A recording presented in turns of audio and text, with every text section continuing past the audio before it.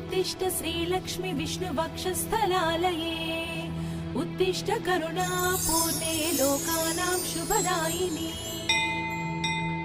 श्रीपद्ममध्यवसिते वरपद्मनेत्रे श्रीपद्महस्तचिरपूजित पद्मपादे श्रीपद्मजातजननी शुभपद्मवक्त्रे श्रीलक्ष्मी भक्तवरदे तव सुप्रभातम्।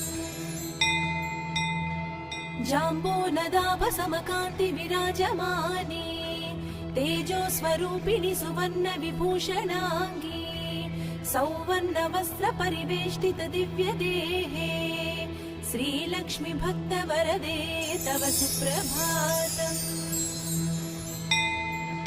सर्वार्थ सिद्धिप्रद विष्णु मनोनुकूले सम्प्रार्थिता किल जनावन दिव्यशीले दारिद्र्य दुःख भय